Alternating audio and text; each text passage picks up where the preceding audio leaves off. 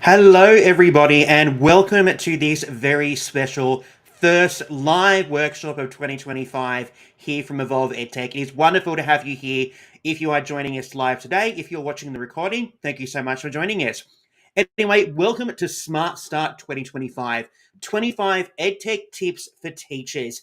In this workshop today, we are going to get you started. We're going to get you set up for success in 2025, especially if you're somewhere like down here in Australia where we are about to head back to school. So this workshop today is for you to help you have a successful 2025 when it comes to educational technology. So let's not dilly-dally and let's dive straight into today's workshop. Well, thank you so much for joining us today. It is Saturday morning here if you are joining us live in Australia. If you're joining us, thank you. If you're joining us in the recording, lovely to have you here. All right, so we're going to welcome you to this session, just explain why we have created this special workshop today, and then we're going to dive into the guts of this workshop, which is exploring 25 EdTech tips for teachers to help you prepare for 2025 and also set yourself up for success. Then after we give you those 25 wonderful tips, we're just going to show you how you can stay connected with us here at Evolve EdTech. So let's dive in to exploring today's workshop topic, Smart Start 2025.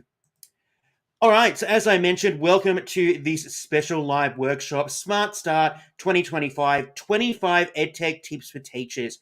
In today's workshop, we are going to share with you 25 different ways that you can use or incorporate educational technology into A, your classroom, B, your role as an educator, or even with your colleagues or school community. So we're doing a few different kind of ways today, and some of these are transferable, not just exclusively to the classroom, but also can help you as an educator or a human in general. You might be able to use some of these and share some of these with your colleague and your school community. So we're kind of doing a bit of a hybrid look at some of these tips today. So for each of these tips today, we will include some different examples of how you could use these tips. We'll provide you with some practical tools, and we hope that you can start to see why some of these tools might be really beneficial to explore this year to make sure that you are getting the most out of EdTech. So let's not wait. Let's dive straight in to our first tip today. All right, tip number one, setting up a digital classroom hub. Now, this is a really amazing, fantastic idea that I think every educator should experience and should employ. So, a centralized digital hub ensures that students and parents can access resources, assignments, and updates in one place, reducing confusion and streamlining communication. So, by centralizing that information, it will save you a truckload of time, and it will also enhance transparency with your students, your colleagues, your school community, everybody involved in the educational process.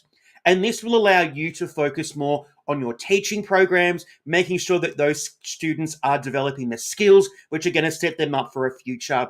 It will also ensure that everybody is informed and organized. This is what the benefit is of a digital classroom hub.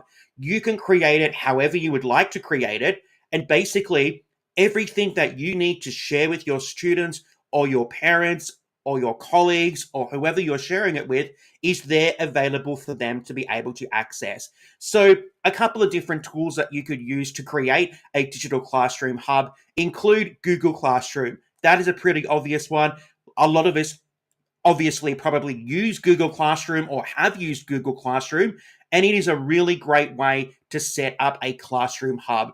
Microsoft Teams is another fantastic platform that you could use, and maybe your school is using the good old Moodle. It's actually the platform that started my interest and kickstarted my love of EdTech way back in 2012 when I was teaching in my first ever high school. So there's a couple of tools that you could use. Obviously, there are a whole suite of other tools that you might already be using, and I can guarantee some of the other tools that we'll talk about could also be used as your classroom hub.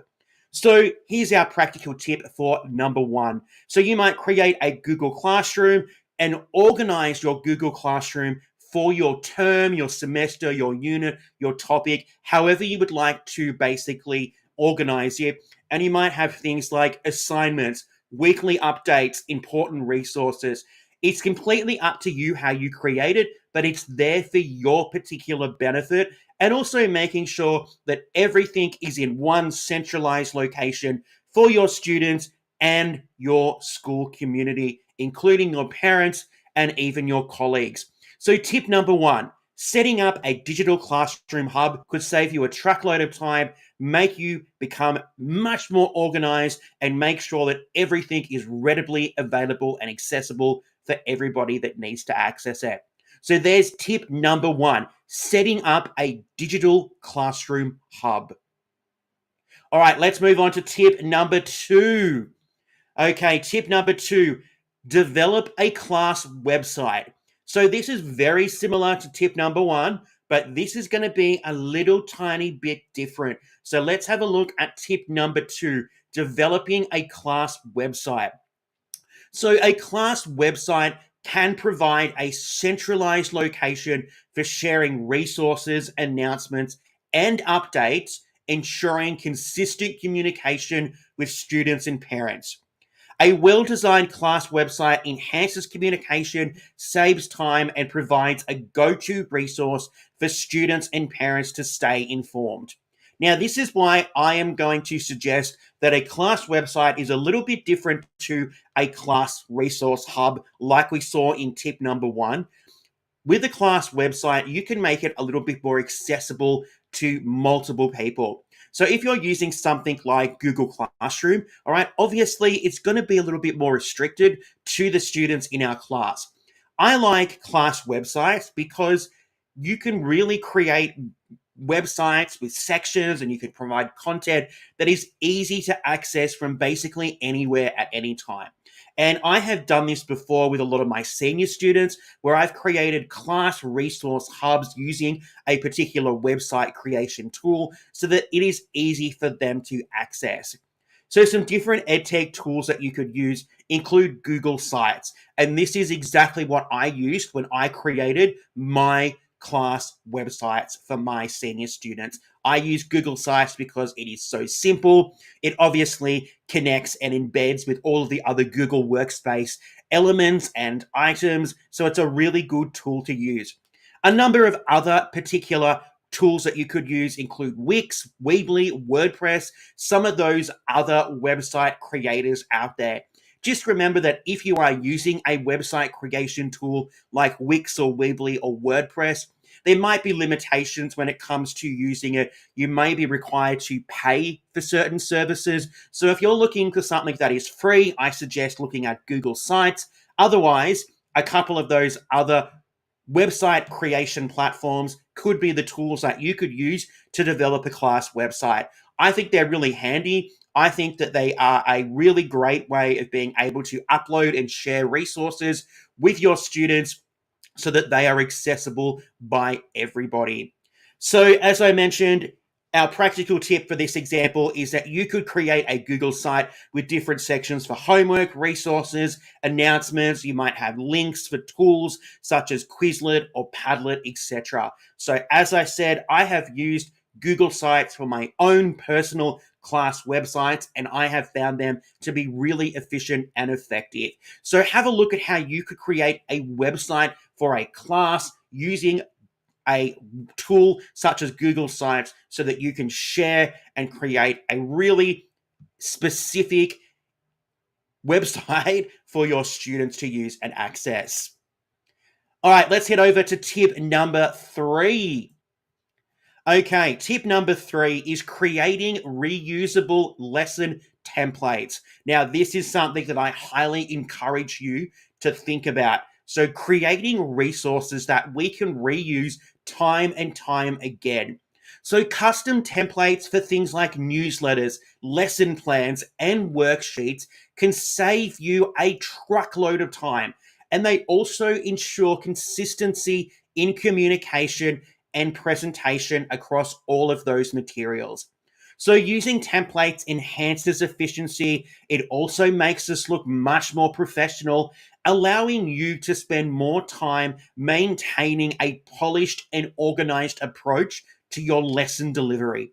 So, why I think it's really significant and important to perhaps use templates is because maybe we're using a particular font across our school, and maybe we're making sure that that font is used in all of the worksheets that we are generating. Maybe we're using specific colors. Maybe our school logo has to be placed in a particular location. If we're using a template as the basis for creating any of these particular resources, everything is going to be absolutely perfect.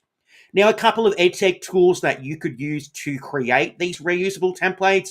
My first one is definitely one that I recommend, and I am using it right now with this presentation, and that is Canva. So using Canva is so good. You can create a base template, and then all you get your people to do, all you get your colleagues to do, is create a duplicate of that. So they just create a copy, then they can edit and they can do whatever they would like to do to that particular template. Another way that you can create reusable templates is by using Google Docs or Google Slides. Google Slides is another fantastic tool to use to create reusable templates. And believe it or not, you can do a lot more with Google Slides than just create presentations. So you can jump in there, you can change the size of the slides, you can go in and work on the theme builder. There's so much you can do to create some really amazing reusable templates using Google Slides. And again, we could also use Microsoft Word and good old PowerPoint to create those templates. So there's a lot of tools out there that we could be using to create these reusable templates. So you might make them once, you might use them again the following years, but you might be adjusting them slightly based on the context of your students, or maybe that something's changed when it comes to a syllabus or an approach to delivery. So reusable templates are so handy. They can save you a truckload of time, but they can also make sure that we have that consistency across our approach with whatever we are creating. So our practical tip for this number I'll try that again. Our practical tip for tip number 3 is using Canva to create a weekly newsletter template and sharing those updates with parents via email. Even if you're using something like creating a week ahead schedule that you're going to share on social media, you can create that template using something like Canva. There's so many ways for you to be able to create reusable templates that you can use over and over again, which is going to make you so much more efficient. It's going to make sure everything's polished and everything looks professional. So that is tip number 3, creating reusable lesson templates. All right, tip number 4, organizing our digital resources. This is so important because I know that some of us out there are not good at organizing, which means that sometimes we can't find what we're looking for. So tip number 4, organizing your digital resources. Organizing digital resources into easily accessible collections ensures that teachers can quickly find and share materials when needed, reducing stress. I can guarantee we've all probably experienced that time where we've gone, I have a particular worksheet, a presentation, I have a resource that is perfect, and you just can't find it. So by having organized resources can save you time. It increases your productivity and ensures that high quality materials are readily available for lessons. So rather than sitting there stressing, going, I know that I created a template, a worksheet looking at this particular topic and I can't find it, by making sure that we really are very specific with our naming and organization of our digital resources is going to make your life so much easier. So a couple of tools that you could use to really make sure that your digital resources are organized could include Wakelet. All right, we've talked about Wakelet a few times before here at Evolve EdTech. It's a fantastic tool that you could use in the classroom. Some goodies but oldies are obviously Google Drive, OneDrive, and if you still are using Dropbox, good on you, nothing wrong with that, but it's another fantastic tool that you could use to really organize your digital resources. Obviously, within these particular tools, we also need to organize, making sure that we have very clean naming systems, making sure that we are able to find what we need to find when we need to find it. So when it comes to organizing our digital resources, it doesn't just mean using a cloud-based platform like Google Drive or OneDrive. It also means making sure that everything within that particular system is also organized in a very methodical, logical way. So just make sure that you're thinking about that when you're thinking about how you want to organize your digital resources. So our practical tip for this one is using Wakelet to organize and share links for Term 1's key learning activities. So if you have access to Wakelet in your particular school, it's a really great way to be able to organize the weeks, the lessons that you have with all of those key learning activities so that your students might be able to access them, or you might be able to share them with your colleagues if you're working collaboratively, or maybe it's just somewhere for you to keep everything so that you have a little bit of a register of what you have been doing in that particular class over that particular term.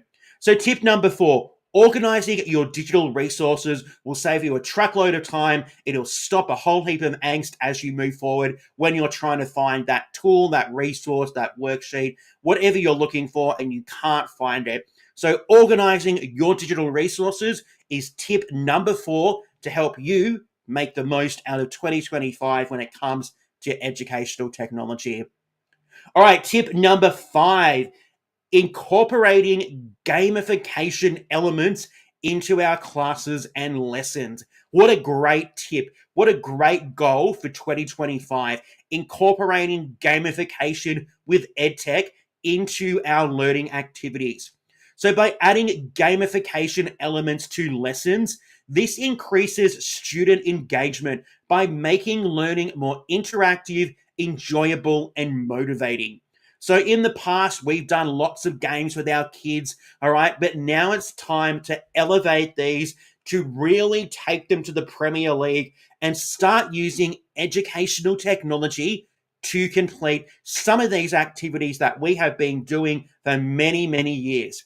So gamification can transform lessons into engaging experiences, helping students to stay motivated, to help them actively participate and really engage in their learning opportunities. So have a think about how you could use gamification. I'm not saying use it all the time, but be strategic. Where can you make this particular learning activity much more gamified to really hone in on those skills, that content and information you want your students to be thinking about? So some EdTech tools that we could use include Kahoot. We probably all used Kahoot before. It's a fantastic tool. Quizzes is another one. It's a great tool that is really great to use if you're looking for some gamification lessons. Then we've got Gimkit and Blookit to finish us off here. Just 4 examples of some really amazing EdTech tools that you could use to gamify your lessons, to really create those interactive, engaging learning opportunities for your students. All right, our practical tip is that you could use Kahoot for a Term 1 icebreaker quiz on class rules, school-related trivia, a little bit of a chance to check what your students already know, a really simple way to gamify an activity to get to know your kids, to help your kids to get to know you, your classroom rules, your expectations. Okay, a really simple way to use gamification in the classroom, just like this. So have a look and have a think about how you can use gamification elements in your classroom this year. All right, tip number 6. Tip number 6 is exploring AI tools for planning. All right, AI is a fantastic teaching assistant that can help you out significantly, and it's something that we have spent a fair bit of time exploring here at Evolve EdTech, and it's something that I think you should be looking at too. So AI tools can automate time-consuming tasks like lesson planning, resource creation, and scheduling freeing up valuable time for you as an educator. So, by automating those repetitive tasks, AI tools allow educators to focus on personalized instruction and professional growth. So AI is not taking your job away. Using AI is not lazy. AI is there to assist us. It is there to make us better educators. And it's something that I really think is important to think about if you're a little bit skeptical about using AI. It is a powerful tool that can do so much. It can help you create amazing learning opportunities for your students that maybe you have never thought of before. So, a couple of amazing AI powered tools that you might think about using include Magic School AI. Magic School is a fantastic tool, and it's something that we are going to be talking about a lot more this year here at Evolve EdTech. So, stay tuned for that. But Magic School is a really powerful AI powered tool that you can use as an educator to help you with an absolute myriad of different tasks that we complete as educators. The next one here is ChatGPT. Believe it or not, ChatGPT is a wonderful tool and it is so helpful to create, to revise, to refine, to get feedback. It is such a powerful tool that can assist you as an educator. Another couple here are School AI. We have featured School AI here at Evolve EdTech, and we do have a playlist over on our YouTube channel featuring some different tutorials looking at School AI, another fantastic tool that I really encourage you to explore to see what you can do with it. And another example there is TeachMate AI. Again, another tool that offers really valuable different elements to help you become an even more efficient and effective educator. So, our practical tip for this one is using ChatGPT to generate differentiated tasks and worksheets for a mixed ability class. That's right. You can say, I would like this worksheet differentiated for higher gifted students, my middle students, and my lower ability students. And you will have worksheets generated in mere moments. So there's so much that you can do with AI. You just need to go out there and experiment with it to see what kind of things, what outputs will be generated from the prompts and information that you input. But AI, okay, it is a tool to help you plan. It's not taking over your job. It is there to assist you and it is there to help you become an even better and more efficient educator. So tip number 6 is exploring AI tools for planning in 2025. All right, tip number 7, okay, is looking at how we can implement multimedia content. So having a look at how we can incorporate different modes of communication, different multimedia elements into our learning experiences for our students.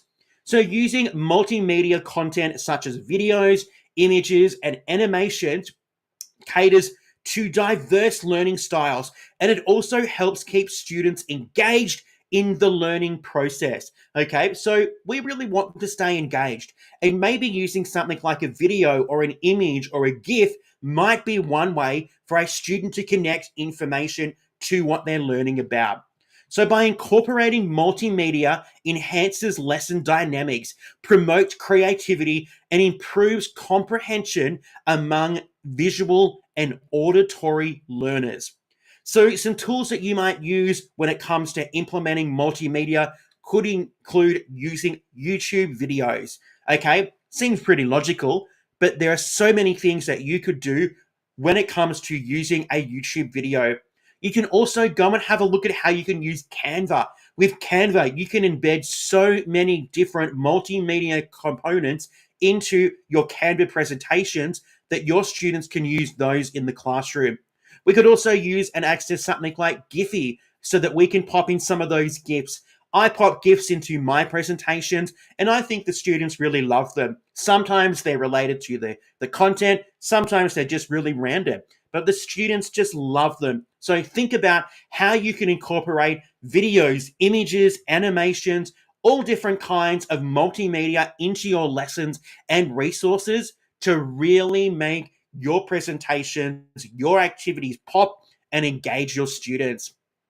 So our practical tip for this one is using something like Book Creator to create a digital storybook for a history unit that incorporates different types of media. So we are using Book Creator, which is obviously an online-based book creation tool. But within this, we're not just using text. We're going to pop in videos, images. We're going to use our text, obviously. We can pop in our GIFs. We can do so much more to make a really interactive and engaging book using something like Book Creator that incorporates various multimedia components.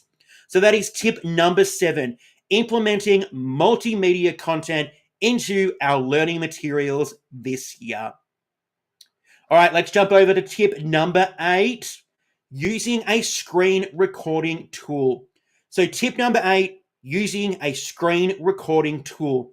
So screen recording tools can allow you to create instructional videos, all right? And this ensures that students can revisit lessons or catch up if they're absent. So recorded lessons provide flexibility and they also support independent learning, helping our students master content at their own pace.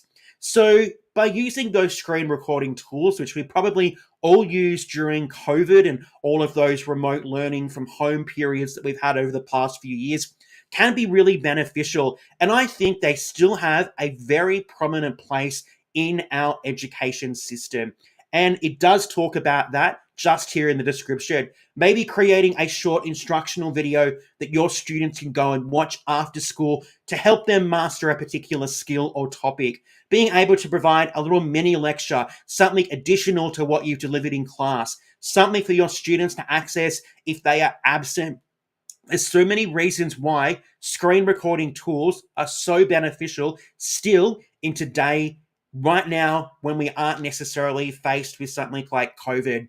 So some EdTech tools that you could use include Screencastify, Loom, Descript. There's so many screen recording tools out there that are so easy and simple, and a number of these tools are absolutely free for you to use, especially if you're an educator. So don't forget about screen recording. It is still such a valuable component, and your students will find it so beneficial. So our practical tip for this example is to record a Loom tutorial solving a maths problem for your students to revisit as required. You could embed this in your Google Sites resource hub, or you could share it on Google Classroom. So creating some examples, some practical demonstrations of a particular mathematical problem, okay, a mathematical, investigation. I don't know what they do in maths. I'm not a maths teacher. But by creating something that is recorded that your students can access could really help them master that particular skill. So tip number 8, using a screen recording tool could be something else that you might look at in 2025. All right, let's head over to tip number 9, using timers for productivity. All right, I can guarantee that you probably already have used timers in the classroom as a teacher. So I'm going to tell you probably nothing right now that is going to be brand new and earth-shattering, but this is a really, really important way that we can make sure that we are being productive, we're using our time effectively, and we're making sure that our students are able to develop the skills to use their time effectively. So timers help teachers and students manage their time effectively during lessons and activities, fostering focus and accountability. So by having those structured time management opportunities, we can improve the productivity and ensure that tasks are completed efficiently without wasting class time. We know that we have a set period of time for a lesson, and it's really valuable that we pack as much as we can into that and making sure that we are obviously catering for our students with brain breaks, etc., but making sure that we get what we need to get completed nice and efficiently and making sure that we are productive. So timers are really helpful for this. So some examples of some EdTech tools that you could use include online stopwatch. So if you just head over to Google and type in online stopwatch, it's a very basic tool, but it does the job. You might even use Google Timer, which you can access through your Chrome browser, nice and easily. And we've actually also created some digital timers here at Evolve EdTech, which are available on our YouTube channel. I think they go up to about 10 minutes and they're in a couple of different colors. Look, we could probably create some more if you would like us to, but digital timers, there are so many out there. If you go to YouTube, you will find an absolute myriad of digital timers that you could use in your classroom. Just embed them into a Google Slides presentation so that you have them there to be able to use and access when you require. So our practical tip for this example is to use an online stopwatch during group tasks to encourage timely collaboration. All right, so online stopwatches are also really helpful as visual indicators for timed activities. So they're really helpful if you are completing an activity and you say to the students, you have 10 minutes to do this. Here is the timer so that they can keep track of how much time they have left to complete that activity. So tip number 9, using timers for productivity, an oldie but a goodie, and something that I hope you will continue to use and explore in 2025.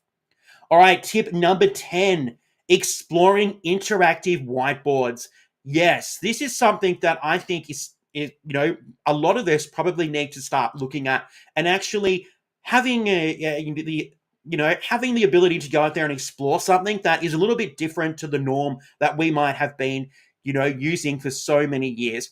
So interactive whiteboards provide a collaborative and visual platform for brainstorming, problem solving, and dynamic teaching. These tools enhance student participation and allow for more engaging and interactive lessons. This is something that I think I want to work on this year. I haven't really delved into the interactive whiteboard space a lot. In my particular context, it hasn't been something that's been feasible.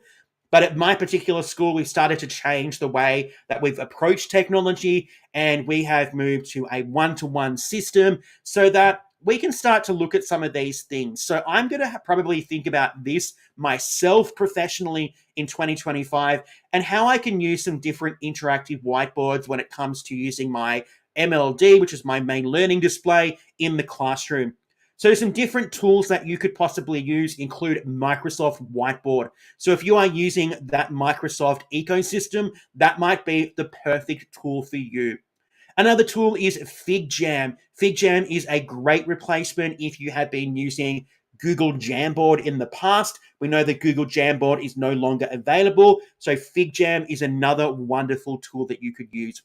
Canva also have a fantastic interactive whiteboard element, and it continues to elevate and grow. So if you are using Canva, that is a tool that you might like to investigate. And another wonderful tool is whiteboard.chat, which you can go and explore if that's something that you would like to look at. But there are a number of different interactive whiteboard tools out there available for you to use and access. So our practical tip for this example is you might use a tool such as whiteboard.chat to brainstorm ideas for a creative writing assignment.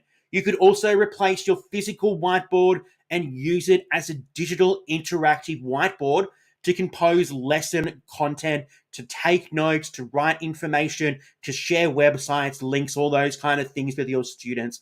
So it could be somewhere where we brainstorm. It could also replace our physical whiteboard, and it could become that space that we used in the past with a, whiteboard marker. And we could use a digital interactive whiteboard like whiteboard.chat instead of that physical whiteboard.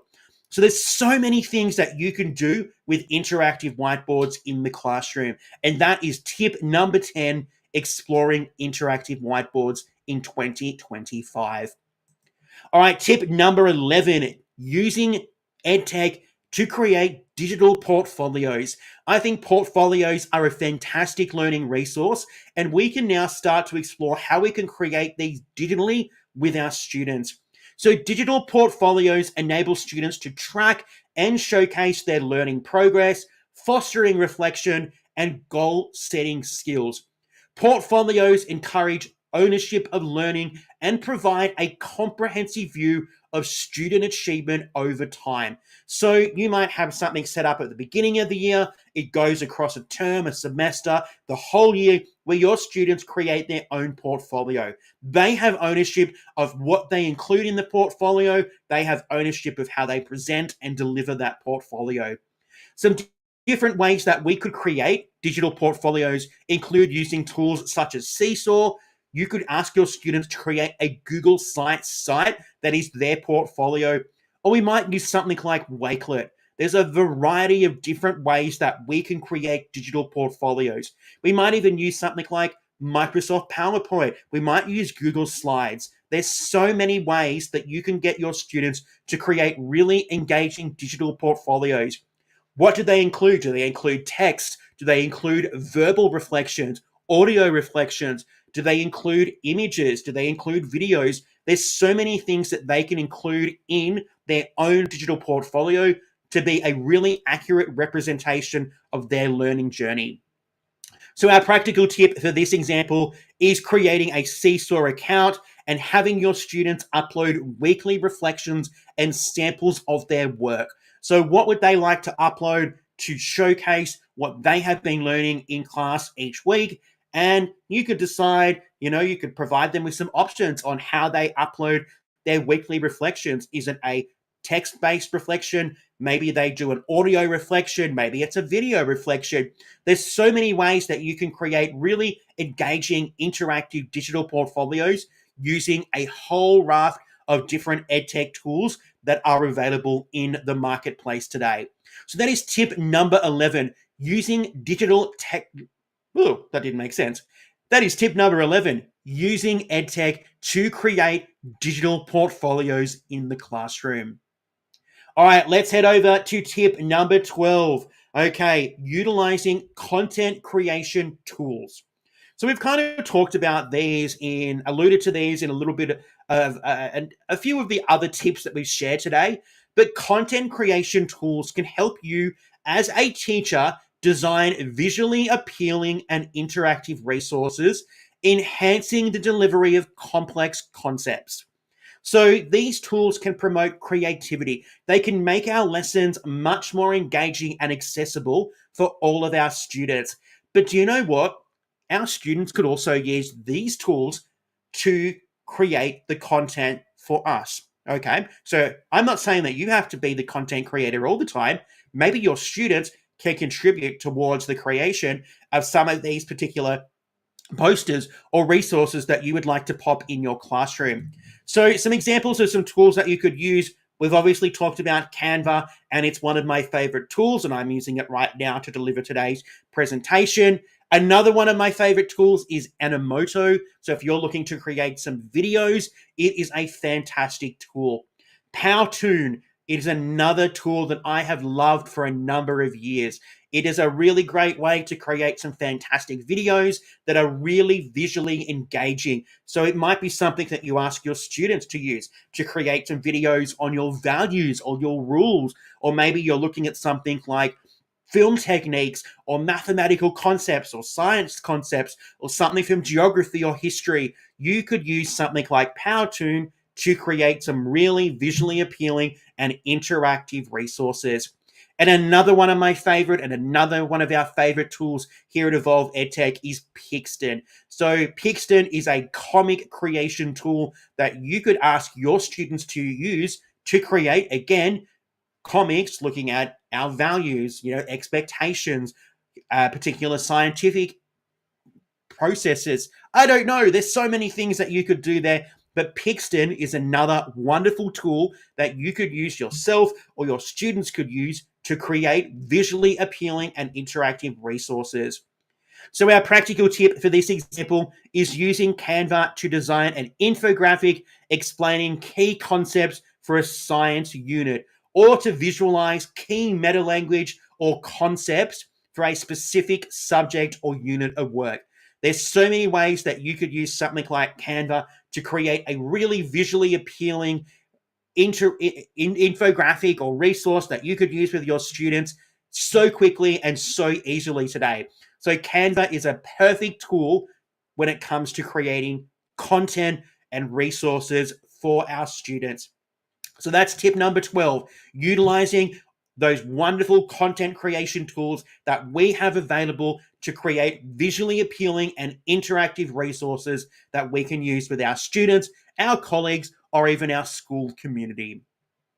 All right, let's head over to tip number 13, setting up a class podcast. This is a fantastic idea.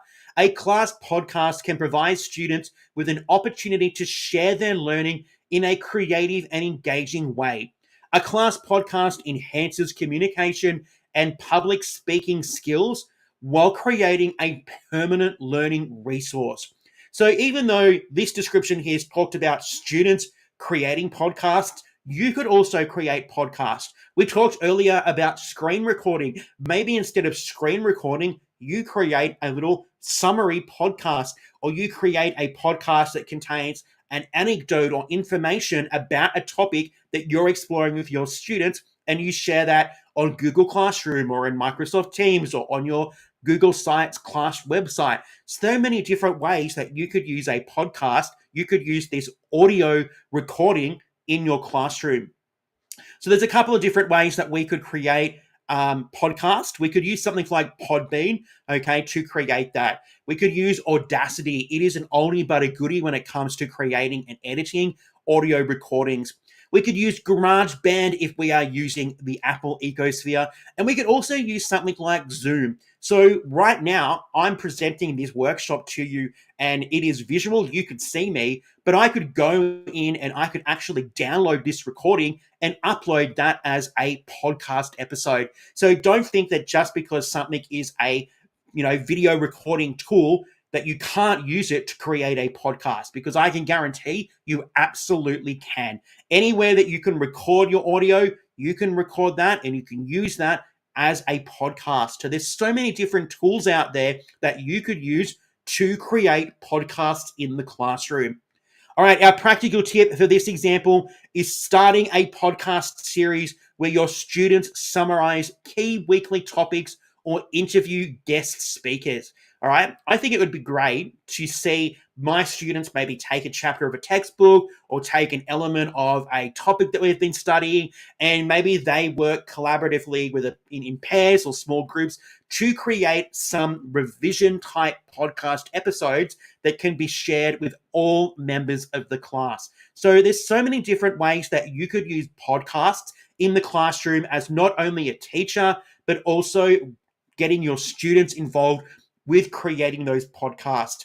I could also see these being used with your colleagues and even creating some podcasts that you could share with your school community. So you might be sharing some well-being tips, some parenting tips, maybe some tips on how to help students and young people with spelling or reading or maths or something at home. There's so many ways that you can use podcasts as an educator in your classroom with your colleagues and even your school community.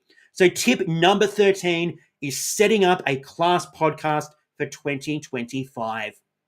All right, tip number 14, integrating formative assessment tools. So we all know that formative assessment is something that we are doing on a regular basis, and it helps us identify those gaps in learning in real time, enabling us to create interventions and support our students so that they are going to be successful in whatever they are doing.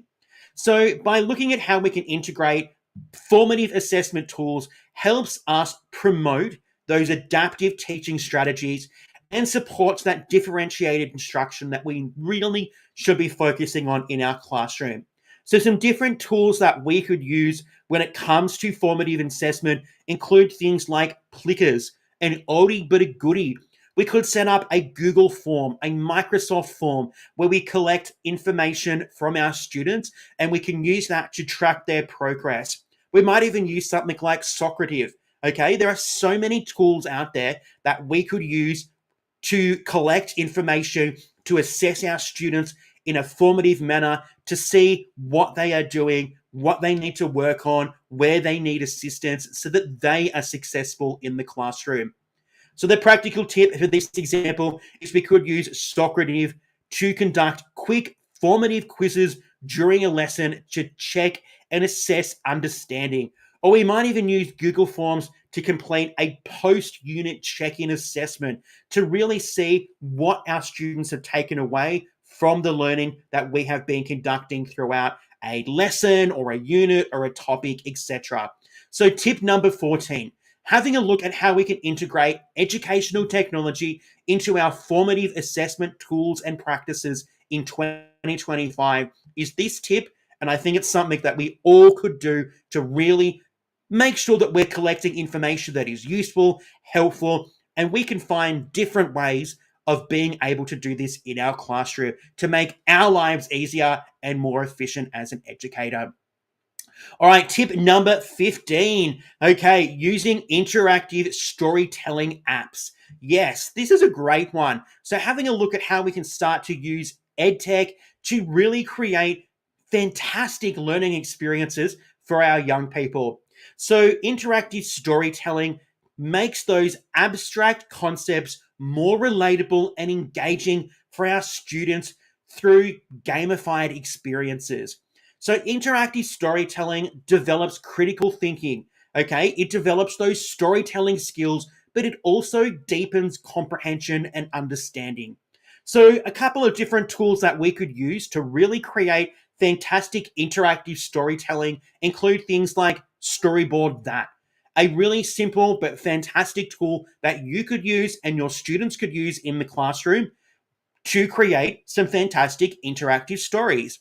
We could also use something like Book Creator, okay? A fantastic tool that we have featured here at Evolve EdTech, and it's really good when it comes to that interactivity.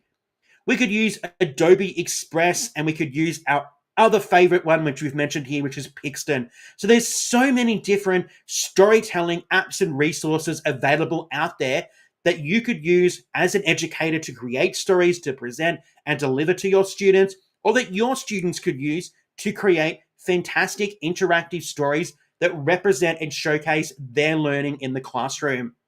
So our practical tip this time is that you could use Storyboard That to create visual storyboards for exploring character motivations in English literature. So maybe you've been reading something, and I'll go to a book a novel that somebody that I absolutely adore, Holly Clark, she loves this text, and that is called The Outsiders. Maybe you could use Storyboard That to explore character motivations in The Outsiders. So many different ways that you could use interactive storytelling apps like Storyboard That, Book Creator, Pixton, etc.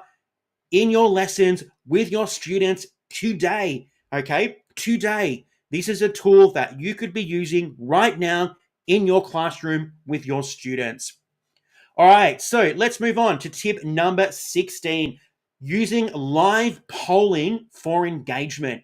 Now, if you're looking to really elevate your lessons and do something a little bit different, using live polling might be a way to showcase this in your classroom. So, live polling increases interactivity by gauging opinions or knowledge levels in real time during lessons. Live polling promotes participation. It also provides instant feedback for teachers so that you can adjust your lessons dynamically. Okay. So you might find that no one's just understood what you've just asked them or just shared with them. That's been proven by the poll that we've just conducted. Okay, let's go and try this again. So it's really handy in providing you with instant feedback. Some tools that you could use for looking at live polling in the classroom include Poll Everywhere, another one of my favorites here at Evolve EdTech. We've got Mentimeter, and you can now actually start to embed some actual live polls into Canva. So having a look at some of these tools and how you could use them could be really beneficial in the classroom. Okay, our practical tip this time is you might start your lesson with a Mentimeter to ask students their opinion on a debate topic or to check their prior knowledge. So actually starting our lesson with a poll to get a little bit of that pre-assessment completed to check our students' understanding is a great way to use live polling to engage our students in our lessons. how quick, how simple, and I think it's something that every single one of us could do in our classrooms. So tip number 16, use live polling for engagement in our classes in 2025. All right, tip number 17. Okay, creating flipped classroom materials. So flipped classrooms enable students to explore content at their own pace before applying it in class. This saves time in our classes for active learning and discussion, enhancing comprehension, and also making sure that our students retain that particular idea or concept. So it's a really handy tool to use if you are very short on class time or you just really want to focus on embedding and practicing that skill or discussing it in class. So some tools that we could use include Edpuzzle, a really simple tool when it comes to using video in the classroom and getting our students to look at those videos and have a pre-understanding of what you're going to be exploring in class by using Edpuzzle. We obviously have YouTube. We could use Google Slides. We could use Loom. There's so many ways that we can create content that our students can consume before they actually make it into the classroom. So our practical tip for this particular example is using Edpuzzle to assign a video lecture where students answer questions embedded in the content. So they have that pre-understanding before they come into class, and then when they come to class, they're able to contribute towards active activities, discussions, they're able to enhance their comprehension and really develop their retention of that particular skill. So creating flipped classroom materials is a really effective way to look at how we could be more efficient and effective in the classroom as educators. So tip number 17 is to create flipped classroom materials in 2025. All right, tip number 18, using custom rubrics for assessment. So custom rubrics, we know that when it comes to our assessments, we need rubrics. These clarify expectations. They streamline the grading process. They also ensure that everything is fair and transparent so that every student is able to achieve their maximum potential. A couple of different ways that we could create custom rubrics include using tools like RubyStar. Okay, it is a simple tool to use. It is there. You can create custom rubrics using something like Google Docs or, even using good old Microsoft Word. There's so many ways that you can create rubrics manually using those tools. You might even use something like Microsoft Excel or maybe Google Slides to create a rubric that your students can use. But one of my favorites is actually the last one listed here, which is ChatGPT. So just pop in your information, be very specific with your prompt, and see what ChatGPT can generate for you. And I have done it in the past and used that as a basis to get me started with my rubric creation. Obviously, you should edit, you should refine for your particular context, but ChatGPT and AI are a really handy way to get started with creating and developing rubrics that you can use in class with your students today. So our practical tip this time is creating a rubric in Google Docs for a presentation, outlining clear criteria for content delivery and creativity, and then maybe using ChatGPT to help you craft those criteria before you actually create the rubric. So our students are creating a presentation. We know what are our criteria. We're going to pop that into ChatGPT. It's going to generate the criteria, and then we're going to refine that before we actually jump in and create the rubric. So using a whole suite of these interactive tools to create custom rubrics for our assessments is so much easier in 2025. All right, tip number 19, developing interactive ebooks. So we've kind of alluded to these. We've talked a lot about storytelling. We've talked a lot about how we can create custom interactive content, but actually creating ebooks with embedded multimedia can really make reading more engaging and provide additional learning aids for our students. So we might not necessarily be doing something really crazy. We might not be creating something really visually powerful. It might be something a little bit more streamlined, something a little bit more traditional when it comes to delivering information to our students. But digital interactive ebooks can support diverse learners by making sure that they are interested, making sure that they're engaged, and making sure that they can access the material. We could use things like Book Creator, Canva, Google Slides to create these for our students. All right. So we can make them really simple. We can make them a lot more interactive if we would like to. We could maybe take our good old textbook and we can make it more interactive as an ebook. All right. Our practical example for this particular example is that we're going to create a book creator ebook that includes video and quizzes embedded to accompany a novel study. So maybe we've created an ebook that is the workbook that our students are going to use as they complete a novel study. And this is where they're going to record their information. They're going to have quizzes. They're going to have assessments. They're going to check their understanding using an ebook created in Book Creator. So there's so many ways that you can create ebooks, okay, not just using them for storytelling, but using them to embed them into our class learning processes and practices. So that is tip number 19, developing interactive ebooks in 2025. All right, tip number 20. We are so close to the end. Okay, creating vocabulary building games. So we know that vocabulary and vocabulary building is so important, and it helps enhance language acquisition and retention through play and gamification of learning in the classroom. So by using EdTech with interactive vocabulary building games, we can help make learning new words fun and effective, especially if we have people in our classes that might be from different language backgrounds to your native language. So making sure that we are catering for them in the classroom, making sure that we are providing them with an opportunity to be successful, to learn a variety of new words and language is something that we can do. Some different tools that we could use to do this include using tools such as Quizlet.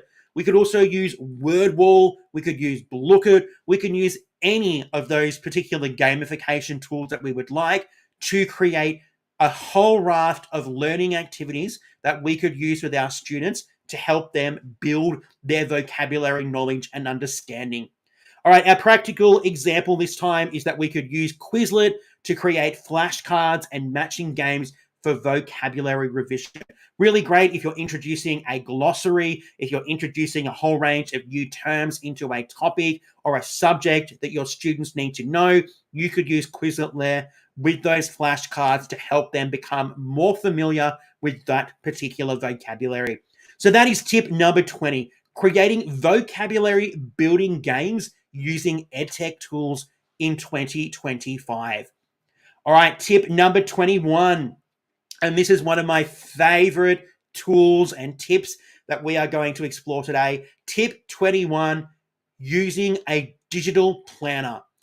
Digital planners centralize your calendar, your to-do lists, your lesson planning, and it makes it much easier to be time effective. Digital planners can also help compile your planning, your resources, your notes and information in one location that can be easily updated and changed anywhere, anytime. I am a big believer and I'm a big user of a digital planner. All right. I've moved away from those paper-based planners. I am not saying paper-based planners are wrong, but I just prefer to use a digital planner when it comes to planning my lessons for my students when I'm in at my school. So some EdTech tools that you could use to do this are Microsoft OneNote, a fantastic tool that you could use to create a digital planner that you could use today, right now, to plan your lessons and keep all of your information in one nice place. The one tool that I use for my digital planner is actually Google Sheets. I have a Google Sheets template that I have used. It's set up for my different classes. It goes through all of the lessons. It's color-coded. It's very pretty, okay? And it is the one way that I find is easier for me to keep track of lessons that I have created, my resources, to pop in my Google Slides links, to pop in information about photocopying. It is what I use to plan my lessons. I'm not saying it's going to be right for you, but it's right for me. Another one of my favorite tools that I have used in the past and we have promoted here on Evolve EdTech is Planboard, a fantastic digital platform, a digital planner that you can use. It's very customizable. It's really great. So if you want to find out more about Planboard, there is a playlist on our YouTube channel, which you can go and have a look at. It's a little couple of years old now, but it'll still provide you with a lot of tips and tricks to help you get started with that tool. But digital planners are really helpful in the classroom as a teacher if you're somebody that doesn't really like those paper planners. All right, our practical tip for this example is that you could create a template that contains all of your different lessons or information that you would reuse over and over again, and then you just duplicate that for your different subjects or sections. So as I mentioned, I have a particular template for my classes. I just duplicate that. I just change the name of the class. I change the periods, all those kind of things. But I have those templates. So you might have templates or sections for your assessment results, your parent communication, your discipline records that you have created using a digital tool. And then you just duplicate those, or you create and reuse those in whatever method you need to use so that you can use a digital planner in your particular planning as a teacher. So tip number 21 is using a digital planner to help you become an even more efficient and effective educator. All right, tip number 22. Okay, using a password manager. Now, I can tell you, we probably have oodles of passwords. All right, we've created passwords from, since the dawn of time, and we probably have no idea what some of our passwords are. A password manager securely stores and organizes passwords, making it easier to manage multiple accounts for various EdTech tools, because we are always told, don't use the same password. Okay, so that is why a password manager is so useful when it comes to keeping and collating all of those different passwords that we might have and use for various tools. So password managers enhance cybersecurity whilst also reducing the hassle of remembering and having to reset passwords, allowing us to focus on teaching, allowing us to focus on making sure that our students are engaged in every single thing that they're doing in class. So some tools that we could use when it comes to password managers includes LastPass. I've missed a T there. It's actually LastPass. Okay. Another one is 1Password, or even just using something like Google Password Manager if you're using Google Chrome. So if you go out there, you'll find there are lots of password managers. Okay. Just have a look to see which one might be best for you. But a password manager, it could really help you out, especially if you have different passwords, which you should, for various EdTech tools that you are regularly using. So our tip for this one is set up a password manager to store those logins and those passwords for those EdTech tools that you plan to use regularly. Okay, so making sure that we have those passwords easily accessible so that we can use those tools on a regular basis.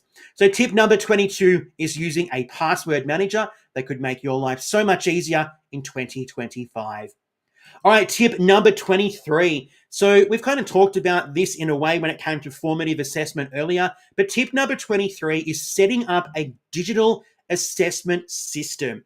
So having a look at how we can actually streamline the creation, delivery, and analysis of quizzes and exams, making assessments more efficient and effective in the classroom. How amazing would that be if you didn't have to do so much marking to assess your students?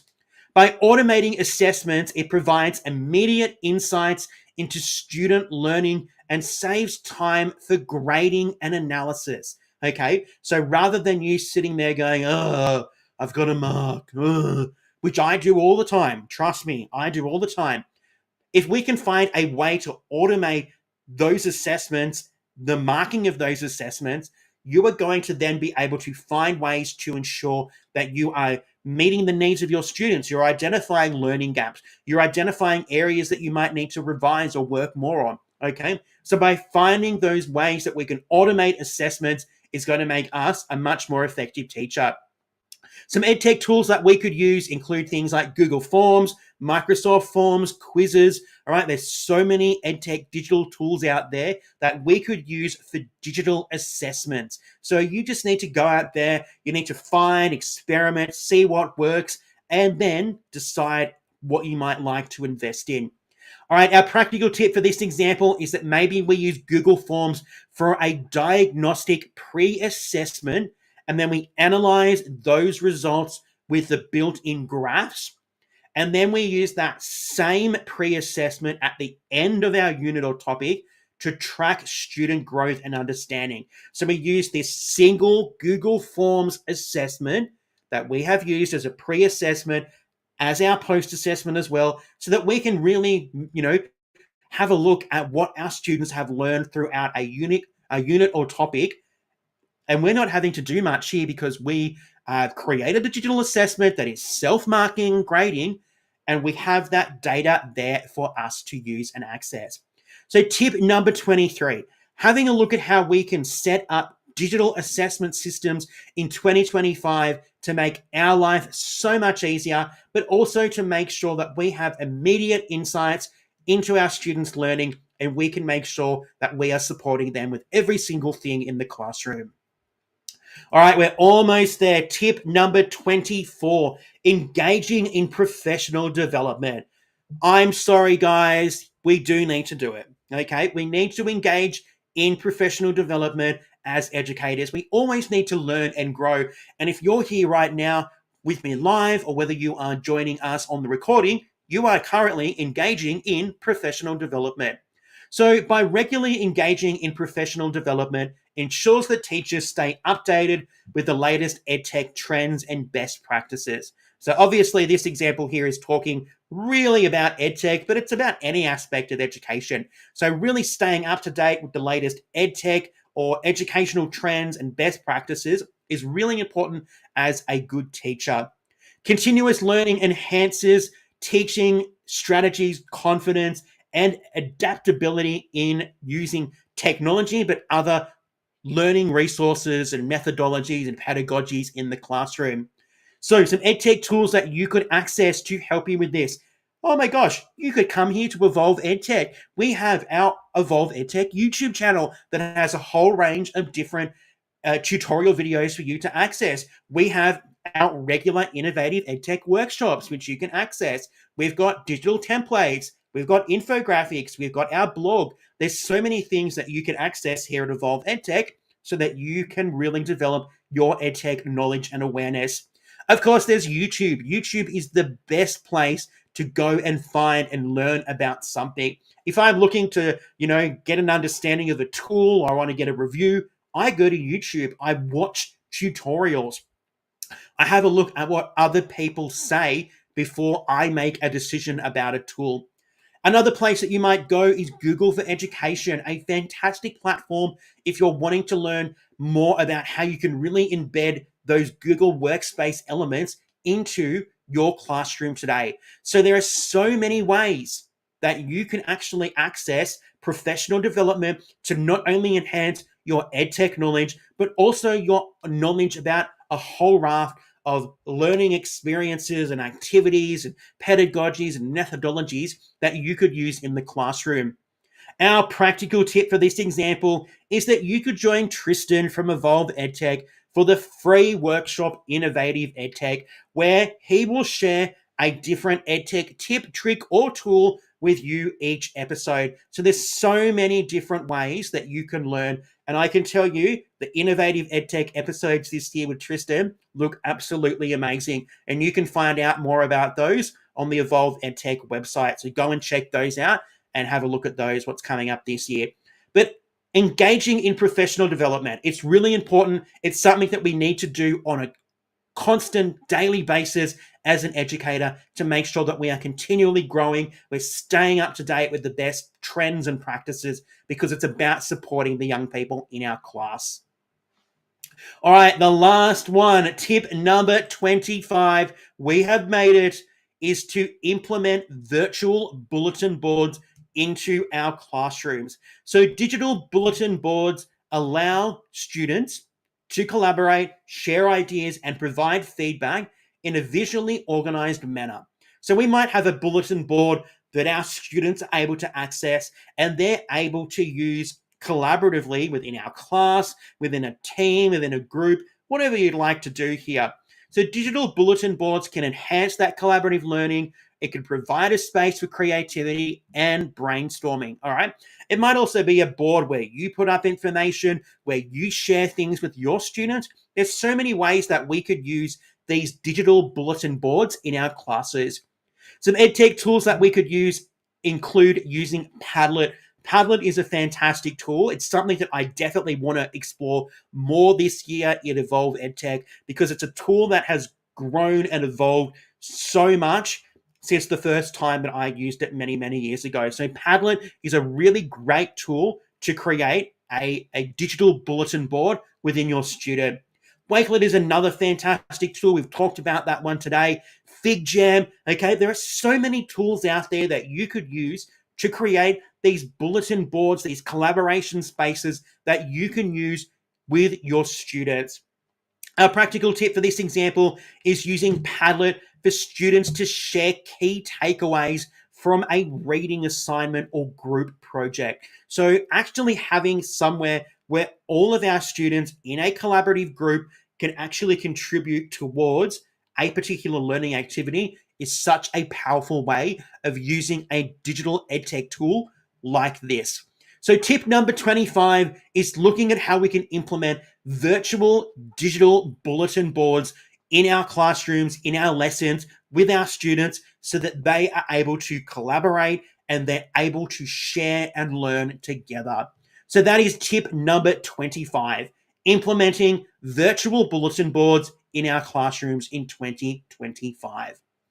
All right, now I did say that was our last one, but I did tell a little bit of a lie because we always like to over commit to things. We do always like to be an overachiever here. We have one bonus tip which I included and I just couldn't take it out because I thought it was a really good one. And it is leveraging video editing tools. So we've kind of alluded to videos and screen recordings and things today, but I still think video tools are so powerful to use in the classroom with our students. So video tools allow our students to showcase their creativity while demonstrating their understanding of their content. So moving beyond just that text space, but also looking at how we can get our students to showcase their learning and understanding using images, using video. So video editing encourages multimedia learning and builds technical skills valuable for a future workforce. All right, moving forward, we know that it's so easy now to be a content creator. We know it's so easy to create videos using different things. It's so simple, but we need to make sure that our students have these skills to be able to access them as they move into the future. So some EdTech tools that our students could use to create videos and to edit videos include things like Adobe Express, Canva video, right? It's so easy to create videos in Canva. Animoto, we've talked about Animoto. It is one of my favorite tools here at Evolve EdTech. And it is a tool that your students could use to create videos. And a new one on the block is actually Google Vids. So if you have access to Google Vids in your particular Google Workspace domain, go and have a look at how you could use that tool in your classroom today with your students. All right, our practical tip for this example is you might assign a project where students create a short video explaining a specific concept or historical event. So getting your students to actually take the lead in creating a short video looking at, are they going to include video? Are they going to include just still images? Are they going to have narration? Are they going to have text to create an educational video that can be used and shared with your students? It can be popped on Google Classroom. It might be popped on your Google Sites Resource Hub. There's so many ways that you could use video and video editing in the classroom with your students. And that's why we wanted to include that as a bonus tip today. Number 26, leveraging video editing. It is so simple for students to edit and create videos today using a whole raft of video editing tools that are available that they can do it today in class and they can create wonderful videos that they can use and share with each other. So that is our bonus tip, leveraging video editing skills and tools and seeing how you can use those in the classroom. Well, there we go. That is it. That is our 26 EdTech tips for teachers in 2025. Thank you so much for making it through that. I did not anticipate this was going to take as long as it did, but if you have made it, thank you so much for making it to the end. We hope that these tips have been useful, and we hope that you can take some of these tips. I'm not saying you have to go and fulfill all 26 of the tips that we've shared today, but maybe choose something that you would like to work on, something that you'd like to embed or trial with your classes this year. So have a look at how they will help you become more organized, engaged, and successful in 2025. All right, we're just very quickly going to wrap up with a couple of key takeaways from today's workshop. So let's go and jump into those. All right, key takeaway number 1. Plan with purpose. Align technology with your learning goals. This is probably the most important takeaway that I want you to think about. Don't just choose a tool to use in the classroom because you like it. Make sure that you're using it and it has a purpose. You have an objective, it has an actual purpose, and it actually aligns to what you are trying to do, okay? Don't just go out there and go, oh, that tool looks really good, I'm going to try it, okay? Because educational technology is most effective when it is used to support clear learning objectives. So when you have a clear learning objective, the tool that you choose should align with that particular learning goal, okay? So that is our first key takeaway. All right, our second key takeaway is to foster engagement, create interactive and inclusive learning environments. So EdTech opens doors to engaging, inclusive, and collaborative classrooms, okay? It provides us with an opportunity to really make sure that we are creating learning experiences that are relevant and appropriate for our students. So making sure that the tools that we are using are relevant, okay, making sure that they align to those learning objectives so that we can really foster that engagement and create those learning experiences that are just right for our students. And key takeaway number 3 is to encourage growth, okay? Build digital competence and lifelong learning skills. So incorporating technology isn't just about meeting curriculum needs, okay? It's about preparing our students for a technology-driven future. If you've been with me for a while, you know that I harp on about this all the time, okay? We are here incorporating and embedding EdTech into our classrooms because we want to make sure that our young people that we're teaching have the skills and competencies to access and use educational technology in their future. Their world is going to be different to the world that we grew up in, and it's about them. It's about making sure that they can go out there and they can be active and informed citizens when it comes to the vast array of technology that they are going to have in their lives. So making sure that we build that digital competence and lifelong learning when we are using EdTech in the classroom is our third key takeaway of this session. Woo, that's taken us to the end. That has been a giant session. If you have made it to the end, thank you so much. I did not anticipate it was going to be that mammoth, but it has been absolutely amazing to explore some different ways that you can start thinking about how you can use EdTech in the classroom. So we shared 26 different ways that you can use EdTech in the classroom in 2025 with your students, with yourself, with your colleagues, with your school community, to really showcase how all of these different tools can be used. All right, but before we finish off today, we do just want to say we would love for you to stay connected with us here at Evolve EdTech. You can head over and you can check out our website, evolveedtech.com.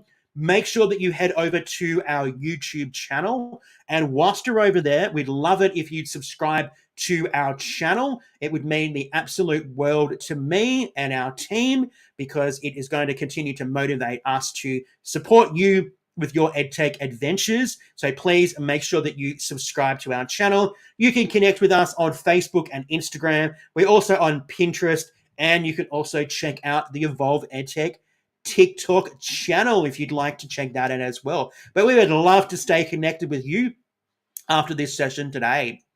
All right, so if you are looking for a little bit more professional learning from Evolve EdTech, we did host our inaugural digital conference in January 2025. It is a pre-recorded conference that includes 10 wonderful sessions looking at a variety of different EdTech tips, tricks, and tools that you can go and access right now, 100% free for 2025.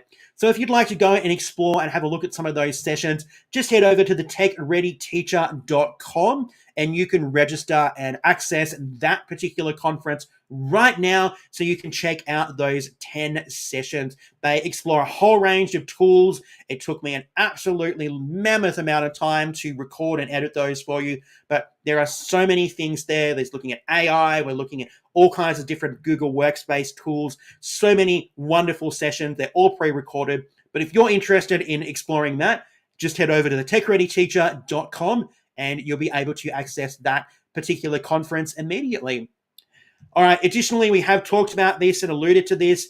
It is back in 2025. Innovative EdTech is our free workshop series from Evolve EdTech, and it does return in 2025. Our first episode will be in February 2025. So if you'd like to know a little bit more about our topics for Innovative EdTech this year, just head over to the Evolve EdTech website or check us out on Facebook and Instagram, and you'll be able to find out a little bit more about our 2025 sessions. So join us for Innovative EdTech this year. It is where we get to share our love of EdTech with you in our free workshops.